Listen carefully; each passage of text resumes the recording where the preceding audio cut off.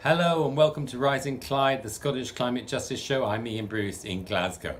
We have a busy period coming up, COP28 starting at the end of the month, the Global Day of Action at the end of that on the 9th of December, the Scottish Government's new climate plan still due out soon, although that seems to have slipped back into the beginning of next year. Today we're going to talk about a remarkable victory that should inspire us to face all of that. It's one of the most important steps forward for the movement against fossil fuels anywhere in the world in recent times. And it's now facing challenges, big challenges, that demand solidarity from those of us living here in Scotland and elsewhere in the global north. I'm talking about the referendum in Ecuador in August, in which almost 60% voted in favour of leaving the oil in the ground beneath the Yasuní National Park. That's an area of Amazon rainforest, about half the size of Wales. It's one of the most biodiverse spots on the planet, and it's also holding about 20% of Ecuador's oil reserves. We're going to be talking to one of the people who made that campaign a success. He's Leonidas Iza, the president of the main Indigenous organisation, CONAIE. But first, here's a taste of that campaign that scored such a success on August the 20th. Merci.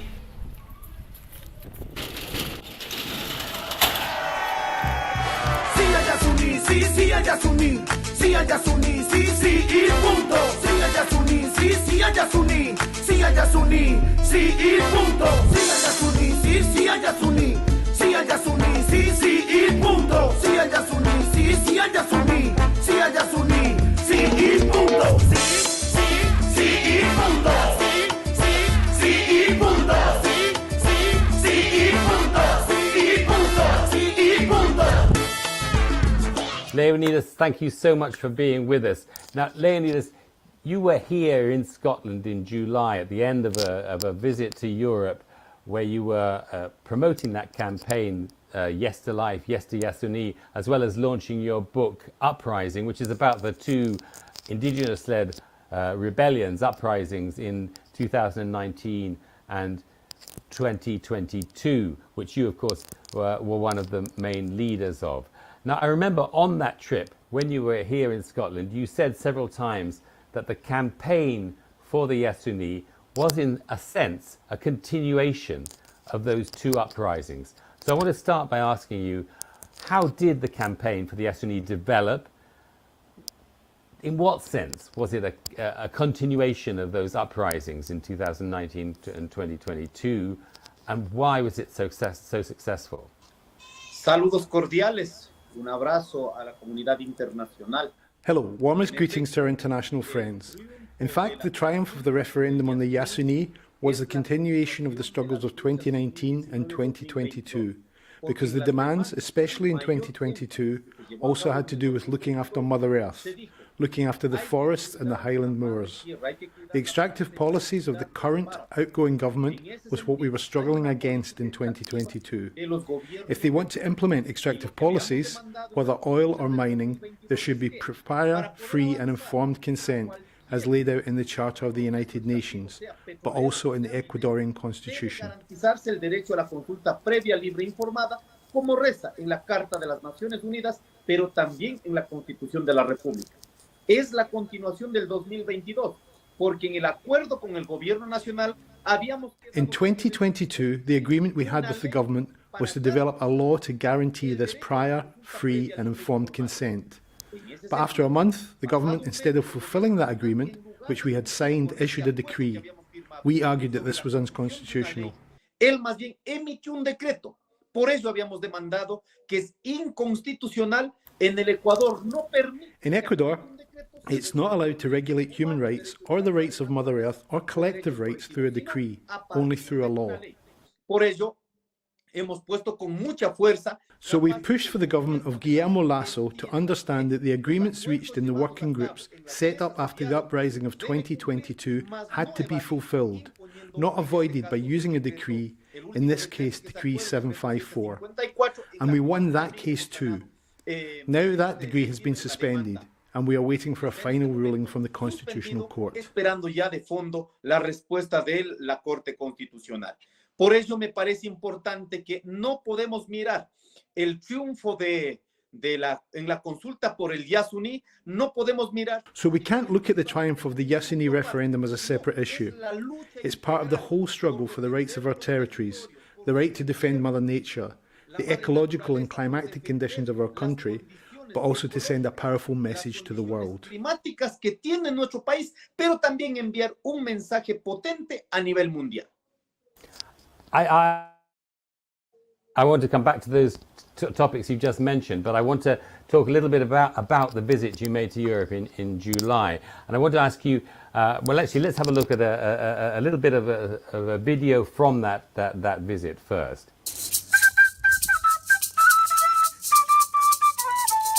Hemos venido a una gira donde contiene la visita a diferentes colectivos, pero también una visita al Parlamento Europeo. En ese sentido creo que es importante evidenciar los procesos extractivos que están llevando muchas de las empresas del norte en nuestros países, minería, petróleo. Sí ao Yasuní, sí a vida, sí aos povos indígenas, sí a natureza. Movimento indígena por la dignidad. Também nós dizemos sim à vida, sim ao Yasuní. We are la vida, we are Yasuní. Que me ha dejado el sol.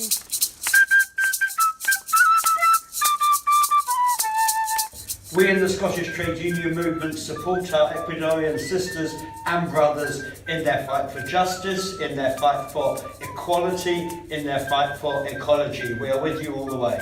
Yes to life, yes to Yasuní.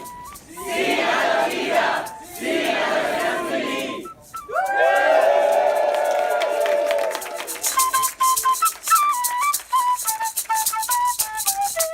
So, Leonidas, on that visit to Europe in July, how much interest, concern did you find amongst the organizations, the politicians you met for this issue of the Yasuní, for the wider campaigns against mining and extractive industries? And what kinds of connections did you think could be built with those organizations? Yo creo que la relación que ha tenido el tema de la consulta y la lucha contra la minería que ahora se ha levantado en el Ecuador, hay mucha receptividad a nivel internacional. I think there's a lot of receptivity internationally to this referendum and the struggles against mining in Ecuador. En Bélgica, en Inglaterra, en Escocia. I want to thank the trade unions in Spain, Belgium, England, Scotland, in all the countries we've been to, of course in France as well. Que están luchando en temas similares, como por ejemplo en Francia. And there's also other movements who are struggling in a similar way. For example, in France, we talked to the comrades of the peasant organization who are struggling around water. Y en efecto están luchando, por ejemplo, el tema del agua.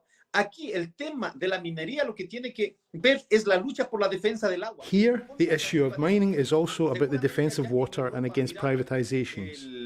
And in Europe, we see there's a very severe concentration of water because of the same system of production with monoculture and the same energy system. Al menos creo que a partir de esa conversación que hemos tenido en la visita en el mes de julio, I think that from the conversations we had on our visit in July, we've identified an international agenda to work on together in the coming years. desde cada actor a nivel de Europa, I think it's very important to establish a mechanism to coordinate with each movement in Europe and for them to be able to visit our communities as well, and for our colleagues from the Indigenous movement to be able to take part in those global struggles too, because this is a global problem.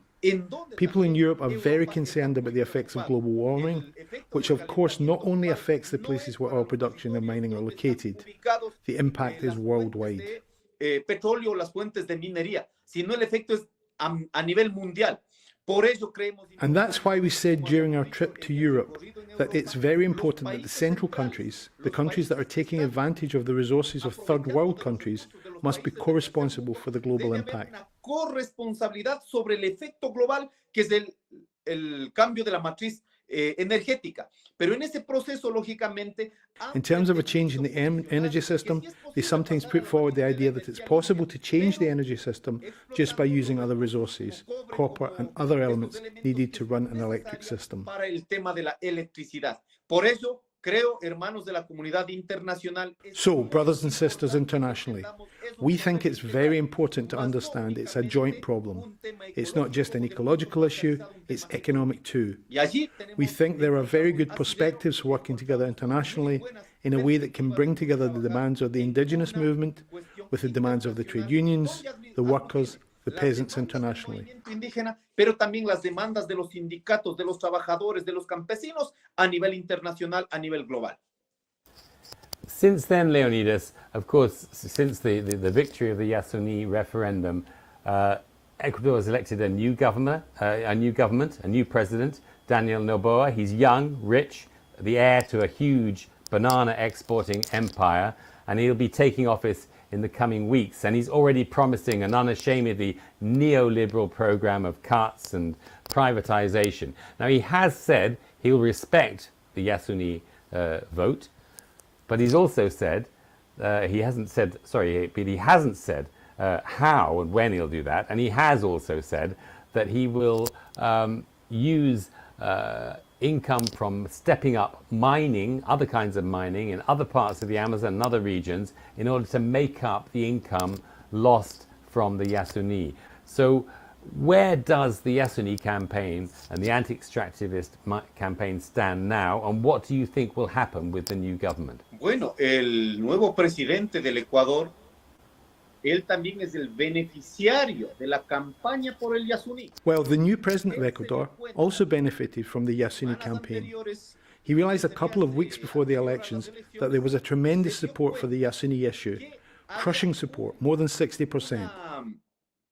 Fuerza por el Yasuní aplastante, que superaba más del 60%. En ese sentido, para aprovechar de esa fuerza. So to take advantage of that, he came out in favor of Yasuní in the referendum, and he won some of the votes we had been gathering in support of the Yasuní for the referendum. Dentro de la consulta del Yasuní. Y eso, lo que ahora corresponde es cumplir. Now he has to deliver on that. Con total alarma. Because we've seen in a very worrying way how he's taking advantage of those votes, especially of those young people in the cities, people who are concerned about the effects of climate change. Por el tema del efecto del cambio climático, y resulta que ahora quiere compensar los recursos que faltarían. But now he says he wants to compensate for the income he'll stop getting from the oil of Block 43 in the Yasuní with more mining in the provinces of Loja, Zamora, Morona, Santiago and other places. Por ejemplo, el proyecto Cóndor Mirador. For example, the Cóndor Mirador project, where they're already building slag heaps that are going to reach a height of 263 meters, but with no proper structure to contain and support them. Those slag heaps are simply being dumped on earth platforms, and at some time they will collapse. And the incoming government says it's going to develop more of that kind of mining. Y el gobierno nacional electo lo que ha dicho es que va a ir a profundizar esas formas del quehacer de la minería. Por ello debemos decir a la comunidad internacional. So we have to say to the international community and to our own people, it's not enough that we won the referendum on oil drilling in the Yasuní to address the problem of climate change. The problem of the impacts on the ecosystem and the environment and the well-being of human beings is one integrated problem. You can't split it up by saying that, well, we'll save a bit of the forest by not getting oil out of Block 43, but we're going to destroy the mountains with other kinds of mining. That will not work. Vamos a arrasar en la sierra. Eso no funciona. Aquí por ello hemos dicho, estamos demostrando con datos donde cuánto de todo lo que significa la riqueza en la minería, cuánto queda para el país. That's why we're showing with facts how little all this mining wealth remains in the country for development, and how much is being taken away by the transnational companies. I'll give you an example. For each dollar that's invested in this country, those companies are earning $637. $1 for $637 in terms of income which they're taking away from Ecuador. $637 por cada dólar. Esto es un insulto a las economías irrisorias del Ecuador. That's a terrible blow to the Ecuadorian economy with the poverty we are facing. But that's what these transnational companies have done for years. They take advantage of the situation. Aprovechando de esta situación. Por eso queremos decir a la comunidad internacional, no se puede apostar. We want to say to the international community, you cannot save the forests but destroy the uplands. El nuevo presidente Daniel Noboa. The new president, Daniel Noboa, will have to face our responses in all our territories. So yes to the moorland, yes to the water, yes to life. If we save Mother Nature, we will save life and save human beings. We should understand the proposals as a whole and the problems as a whole. So, Leonidas, how do you see combining those two things? How does the struggle to protect the Yasuní, to stop the oil production, combine with the many, many local struggles against mining in different parts of Ecuador? Bueno, hay una lucha de demanda nacional en donde estamos, en este caso, hermanados. Las nacionalidades de la Amazonía que defienden la selva. So there's a series of national demands where we stand together as brothers and sisters, both the nationalities of the Amazon, who defend the forest, and the nationalities and peoples who defend the moorlands and the mountains and the coast. They're complementary. In the struggle against extractive industries, we come together in a countrywide struggle. That's why we've demanded a law to regulate all extractive industries. Ahora, ¿cómo esto se territorializan las luchas? Lógicamente, en la Amazonía. Of course, logically, the struggle against oil is more in Amazonia, although mining is advancing there too.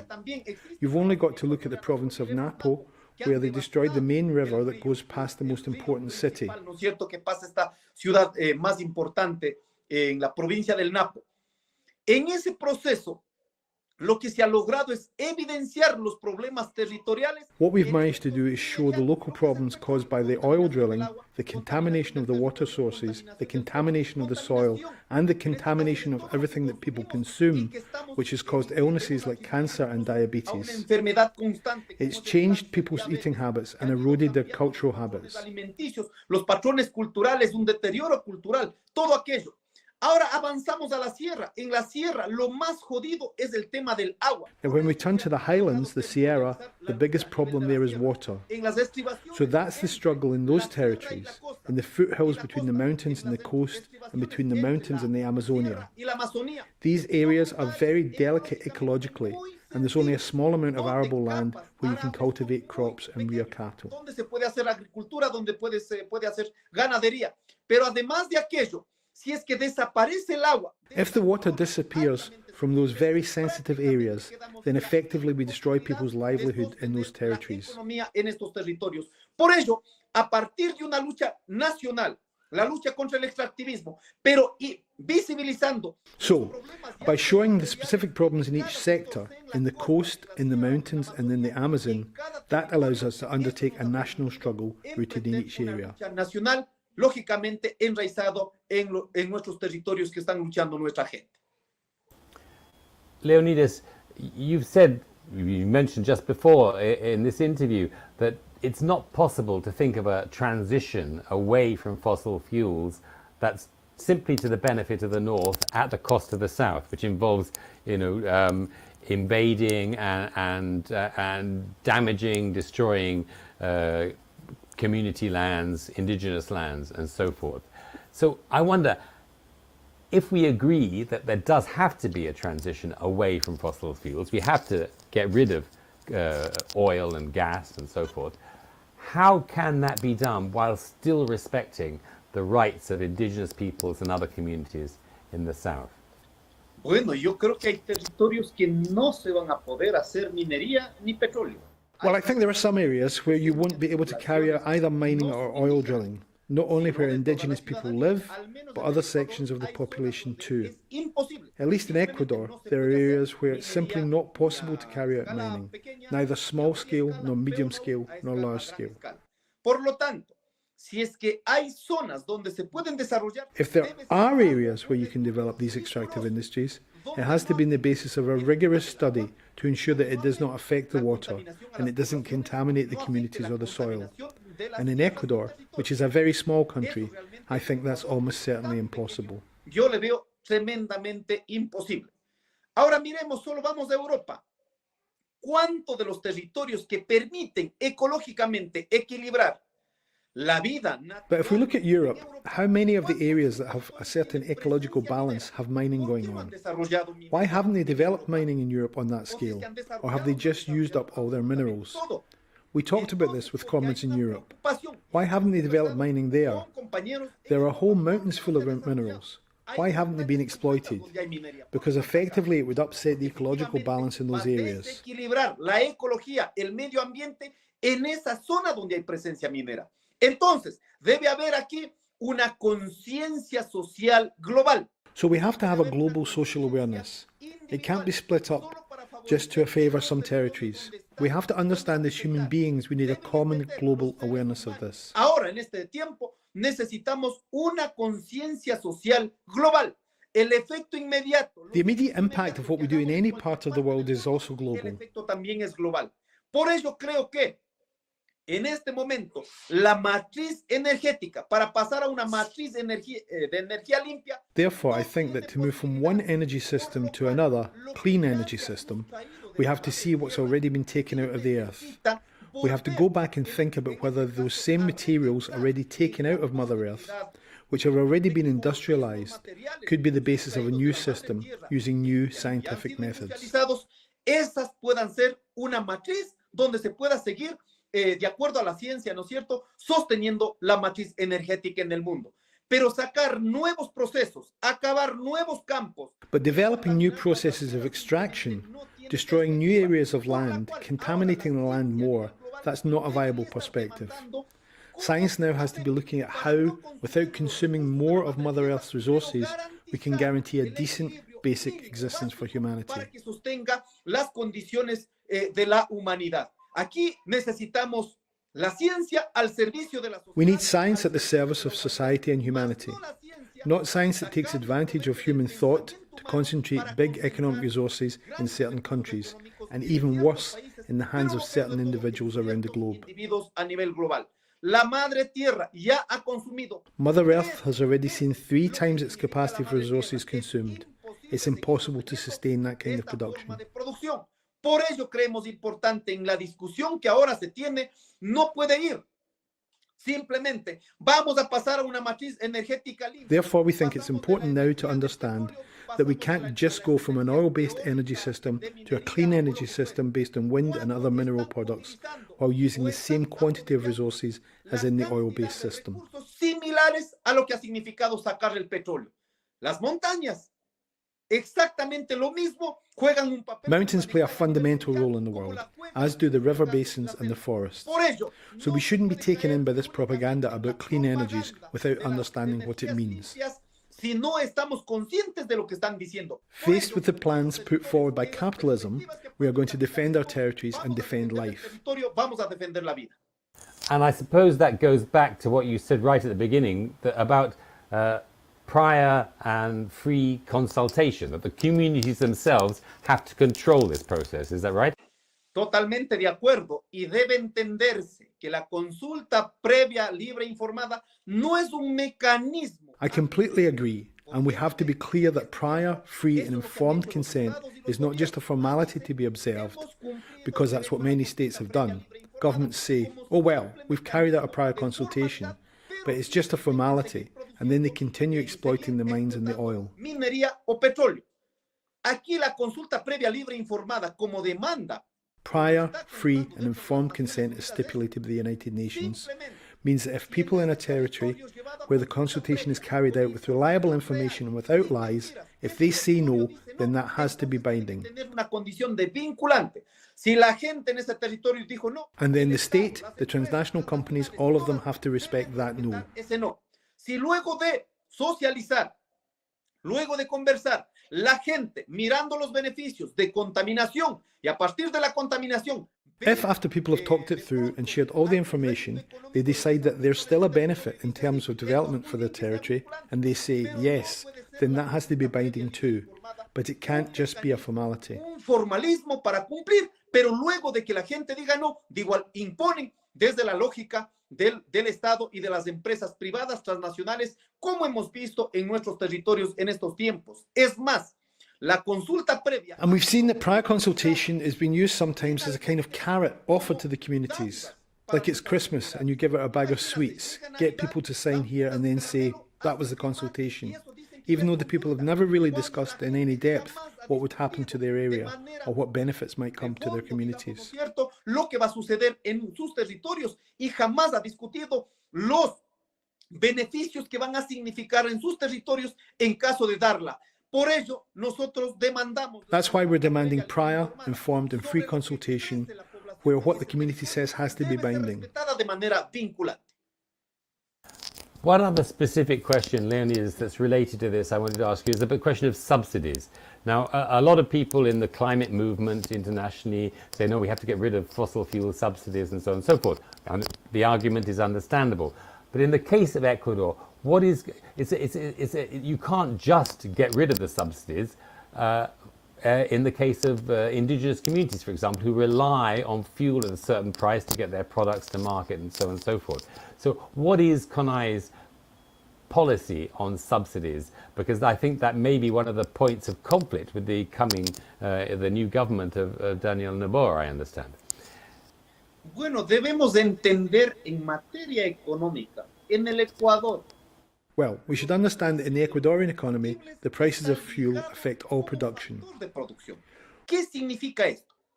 Si en este momento. What does it mean if we suddenly eliminate subsidies? Eliminando el subsidio, a ver, en este momento está el precio del combustible. For example, if the price of diesel is $1.75, for example, if we eliminate the subsidy, then the international market price might take it to about $5 a gallon. ¿Qué significa? Toda la matriz productiva. That means a direct blow to the whole production system in Ecuador. Directo. Significa que si un camión, for example, a lorry carrying food from the uplands of the coast of the Amazon to market. Distribuirla, ¿no es cierto? Ese camión que carga, yo que sé, $100 que alcanzaba a ir a la costa, ahora tiene que. If that transport costs $100, then now it will double, for example, and cost maybe $200. What does that mean? If my potatoes were worth $10 at the current price, then immediately, because of the increase in fuel price, the price of the potatoes will double. Por el efecto inmediato, por el incremento del precio de los combustibles, lógicamente esas papas deberían valer $20, duplica el precio. Entonces, aquí no es un problema para el que tiene un vehículo. So here, it's not merely a problem for the owner of the vehicle. These subsidies don't benefit only those who operate a truck or machinery, but the whole Ecuadorian population. Entonces, volviendo al mismo ejemplo. So if you go back to the same example, if my potatoes double in price, the poorest people won't be able to buy their food. A la alimentación. Entonces aquí está ligado directamente.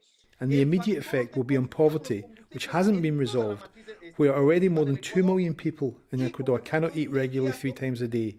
They may be eating only once or twice a day.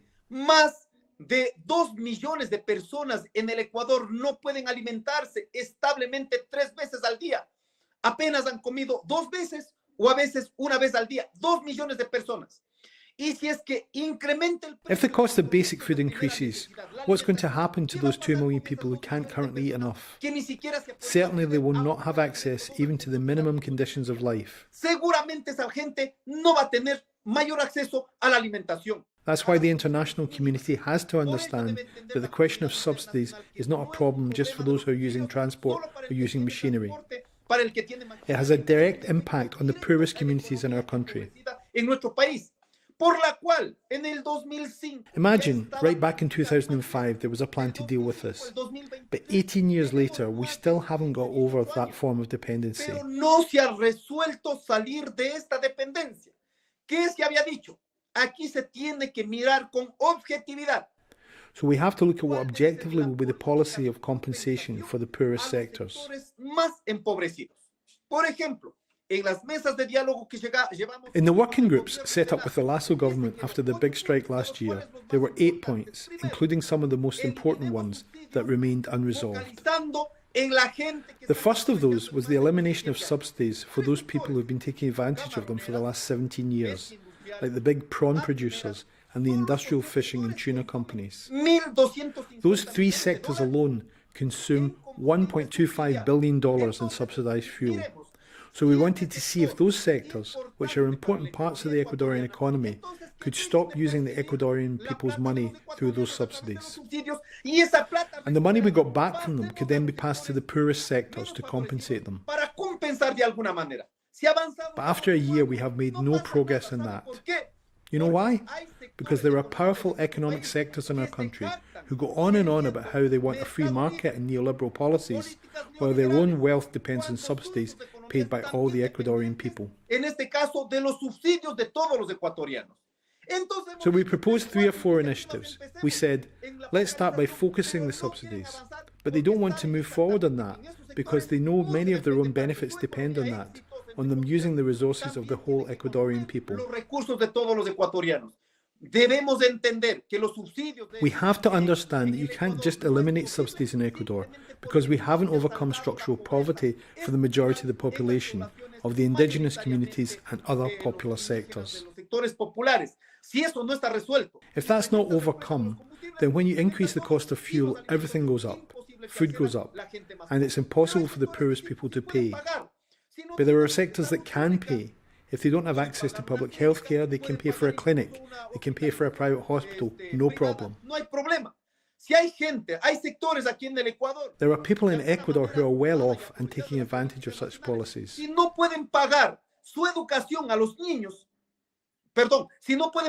If they can't get their children into state school, they can pay for private education in private universities.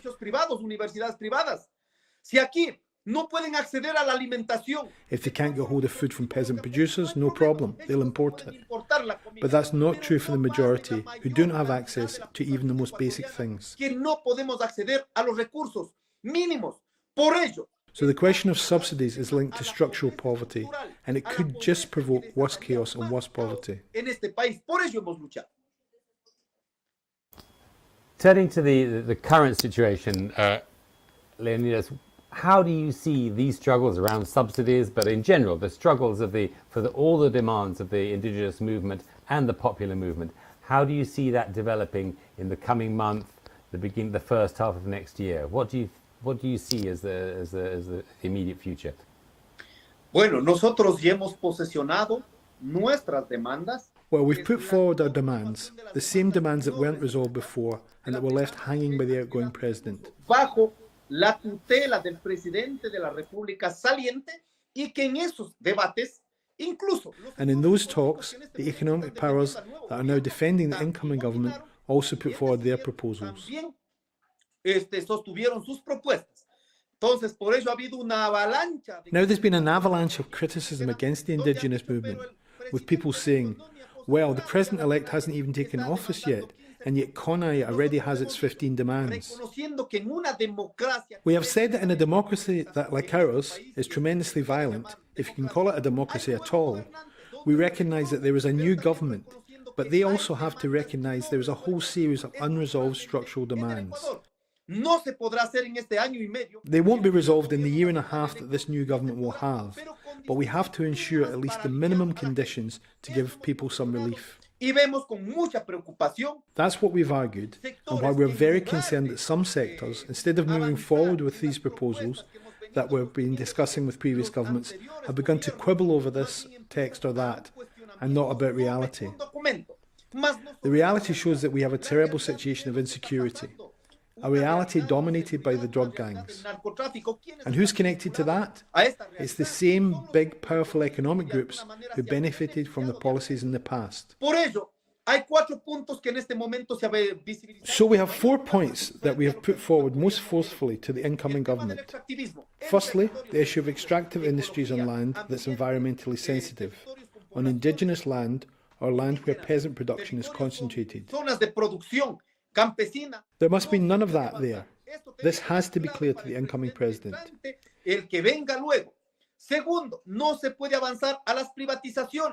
Secondly, we can't have any more privatisations. Instead of thinking about selling those assets for a knockdown price, the government should be thinking about revitalising the public enterprises so that they can provide benefits.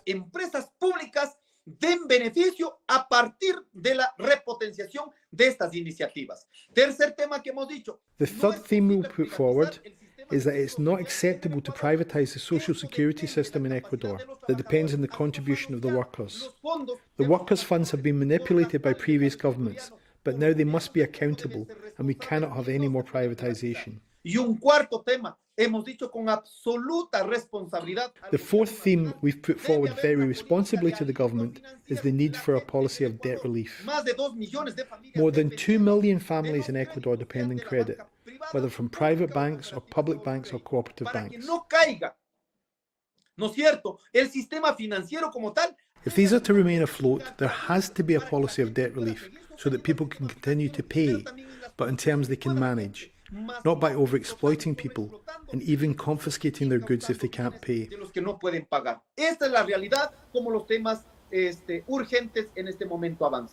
And if President Noboa does not meet those 4 points, do you expect to see another round of big mobilizations led by the indigenous movement? Bueno, por ahora he dicho estos cuatro temas que serían prioritarios dentro de... Well, I've mentioned those 4 demands as priorities at the moment, amongst the overall list of 15 demands that we put forward publicly, which were part of the working groups agreed with the Ecuadorian government after the strike, but which the government has not fulfilled. So at the moment we are prioritising those 4 topics, but that may change. Hay una demanda integral. De estos vamos priorizando en el tiempo que corresponda, ¿no es cierto? Ahora, frente al incumplimiento o a la respuesta que puede dar el nuevo presidente... If the government doesn't meet these demands, we will have to make an evaluation based on what the government has done and how much people are prepared to put up with and how far they will tolerate these neoliberal policies. Luego que la gente realmente no esté dispuesta a soportar, a sostener las políticas neoliberales... As things develop, we will take a position. I can't say now whether it will be a mobilization, an uprising, or what it will be. We can't anticipate that. The indigenous movement has always sought dialogue first, a process of transparent, responsible talks to solve the problems. But when the government refuses to listen, it has also moved to mobilize people.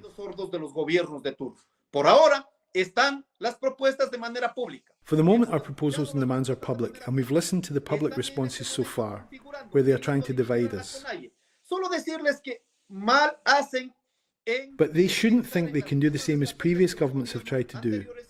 Those governments have fallen, and we will maintain our unity in whatever situation, and with any of those different forms of struggles that have occurred in Ecuador in recent years, including those 2 big uprisings. We don't rule anything out. It will depend on the decision taken by our people at a national level.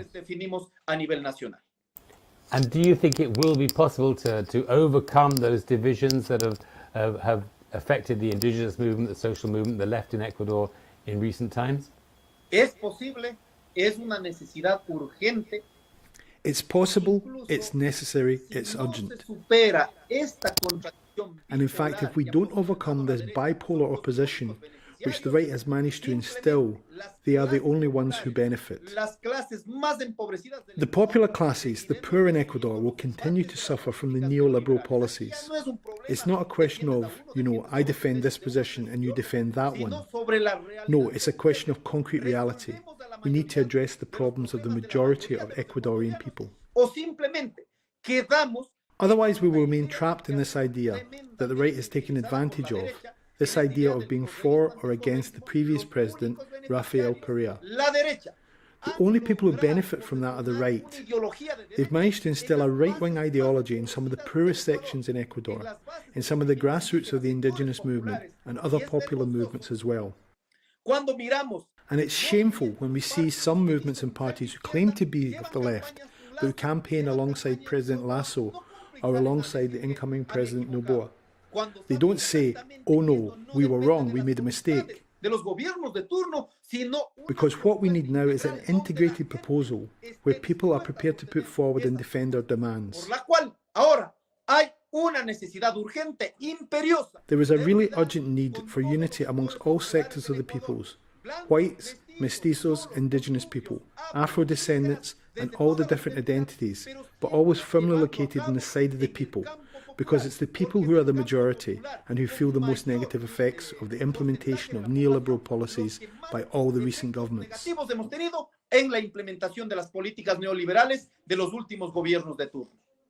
And one final question, Leonidas.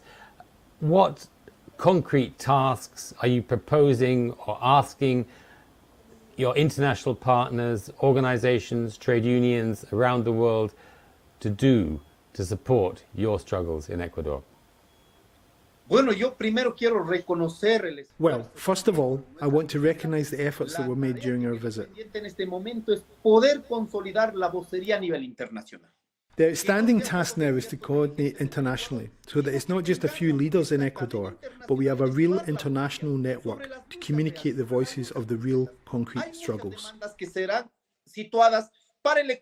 There are some demands which are specific to Ecuador, but there are also many demands around opposition to extractivism, around climate change, around the struggle against transnational companies, which are demands which have to be put forward internationally. That's why it seems important to me, this question of strengthening the capacity to combine our voices internationally around our demands in Ecuador, but also around these international demands on the global impacts of climate change, the energy framework, the extractive industries, and so forth. The second topic that we dealt with is the possibility of establishing a mechanism of unity at an international level, an international platform where we can identify the struggles we are taking part in and bring together organizations internationally around those.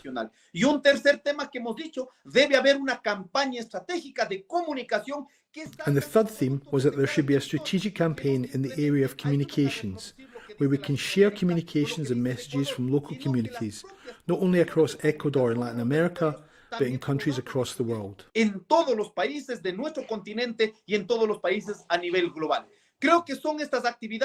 think those were the main activities proposed. And a fourth one was for experience of exchanges between the struggles located in our countries of the Third World, in Ecuador for example, and also the experiences of struggle in Europe. In that sense, we want to establish a mechanism of direct relations between the struggles in Europe and in our countries like Ecuador. And maybe the leaders who emerge around these new experiences and exchanges with other countries can be leaders who are aware and sensitive, not only to our own struggles here in Ecuador, but also to the global struggles.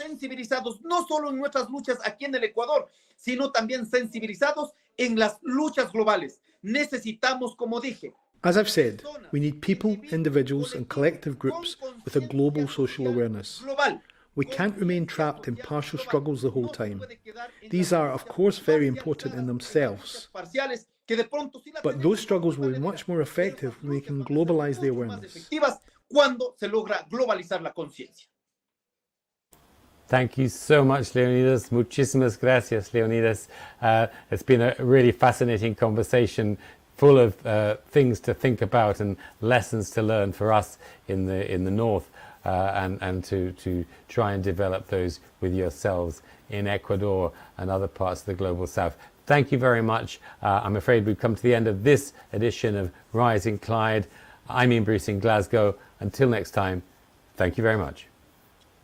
Muchas gracias. So thank you very much to everyone internationally for this internationalist spirit. Let's unite our struggles. A big embrace from the territory here of the people of the perpendicular sun, as we call the indigenous Quito people of this area. Many thanks from Ecuador. Gracias, Leonidas. Ciao.